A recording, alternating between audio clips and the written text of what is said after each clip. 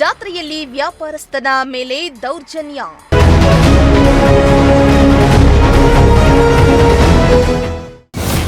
ಕುರಿ ತಿಂದು ಹಣ ಕೊಡದೆ ಹಲ್ಲೆ ಆರೋಪ.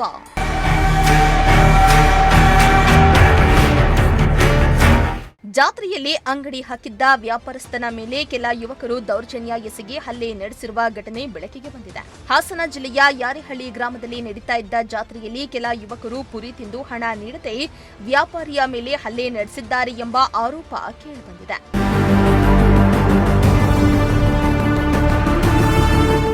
ಹೌದು, ಹೊರ ಊರುಗಳಿಂದ ಬಂದ ಸಣ್ಣ ಪುಟ್ಟ ವ್ಯಾಪಾರಸ್ಥರು ತಮ್ಮ ಜೀವನೋಪಾಯಕ್ಕಾಗಿ ಅಂಗಡಿಗಳನ್ನ ಹಾಕಿದ್ರು. ಇದೇ ವೇಳೆ ಹಾಸನ ನಗರದ ರಾಕೇಶ್ ಎಂಬುವವರು ಪುರಿ ಖಾರದ ಅಂಗಡಿ ಹಾಕೊಂಡಿದ್ರು. ಆದ್ರೆ ಕೆಲ ಯುವಕರು ಪುರಿ ತೆಗೆದುಕೊಂಡು ಹಣ ನೀಡದೆ ವ್ಯಾಪಾರಸ್ಥನ ಮೇಲೆ ಹಲ್ಲೆ ನಡೆಸಿದ್ದಾರೆ ಎಂಬ ಆರೋಪ ಕೇಳಿಬಂದಿದೆ. ಅಲ್ಲದೆ ಅಂಗಡಿಯನ್ನ ಧ್ವಂಸ ಮಾಡಿ ಸುಮಾರು 20 ರಿಂದ 30 ಸಾವಿರ ರೂಪಾಯಿ ಮೌಲ್ಯದ ವಸ್ತುವನ್ನ ಹಾನಿ ಮಾಡಿದ್ದಾರೆ ಎನ್ನಲಾಗ್ತಾ ಇದೆ.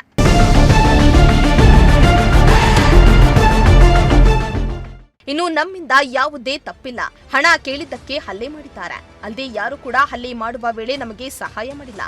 ನಮಗಾಗಿರುವ ನಷ್ಟಕ್ಕೆ ಸೂಕ್ತ ಪರಿಹಾರ ಕೊಡಬೇಕೆಂದು ವ್ಯಾಪಾರಸ್ಥರು ಕೇಳಿಕೊಂಡಿದ್ದಾರೆ. ಈ ಘಟನೆ ಬಳಿಕ ವ್ಯಾಪಾರಸ್ಥರು ಆತಂಕವನ್ನ ವ್ಯಕ್ತಪಡಿಸಿದ್ದು, ಜಾತ್ರೆಗಳಲ್ಲಿ ಸುರಕ್ಷತೆ ಒದಗಿಸುವಂತೆ ಆಗ್ರಹಿಸಿದ್ದಾರೆ. MD Nasir, Prajashakti TV, Haasan.